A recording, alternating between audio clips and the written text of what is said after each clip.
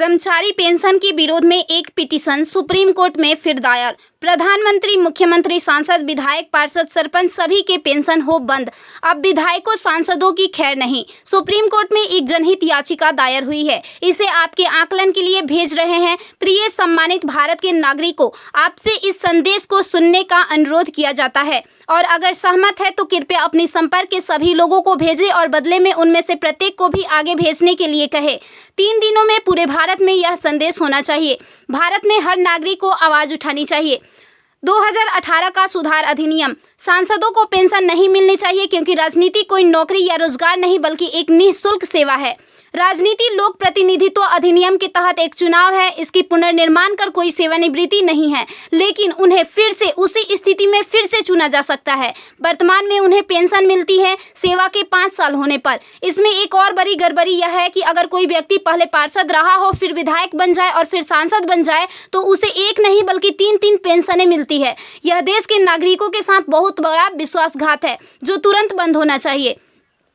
केंद्रीय वेतन आयोग के साथ संसद सदस्यों, सांसदों का वेतन भत्ता संशोधित किया जाना चाहिए और इनको इनकम टैक्स के दायरे में लाया जाए। वर्तमान में वे स्वयं के लिए मतदान करके मनमाने ढंग से अपने वेतन व भत्ते बढ़ा देते हैं और फिर उस समय सभी दलों के सुर एक हो जाते हैं। इसके उल्टा जो व्यक्ति अपने जीवन काल में 30 या 40 वर्षों तक शासकीय सेवा कर सेवानिवृत्त होता है, उसकी पेंशन बंद कर दिया जाता है। सांसदों को अपनी वर्तमान स्वास्थ्य देखभाल प्रणाली त्यागनी चाहिए और भारतीय जन स्वास्थ्य के समान स्वास्थ्य देखभाल प्रणाली में भाग लेना चाहिए। इलाज विदेश में नहीं, भारत में होना चाहिए इनका। अगर विदेश में करवाना है तो अपने खर्च से करवाएं, अन्यथा मर जाएं। मुफ्त छूट राशन, बिजली, पानी, फोन बिल जैसी सभी रियायत समाप्त होनी चाहिए। वे न केवल ऐसी बहुत सी रियायतें प्राप्त करते हैं बल्कि वे नियमित रूप से इसे बढ़ाते भी रहे हैं। अपराधी नेताओं को चुनाव लड़ने से रोका जाए। संदिग्ध व्यक्तियों के साथ दंडित रिकॉर्ड, आपराधिक आरोप और दृढ़ संकल्प अतीत या वर्तमान को संसद से प्रतिबंधित किया जाना चाहिए। कार्यालय में राजनेताओं के कारण होने वाली वित्तीय हानि उनके परिवारों, नामांकित व्यक्तियों, संपत्तियों से वसूल की जानी चाहिए। सांसदों को भी सामान्य भारतीय लोगों पर लागू सभी कानूनों का समान रूप से पालन करना चाहिए।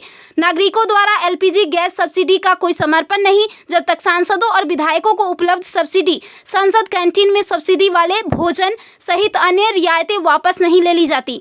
संसद में सेवा करना एक सम्मान है, लूटपाट के लिए एक आकर्षक करियर नहीं। फ्री रेल और हवाई जहाज की यात्रा सुविधा बंद हो।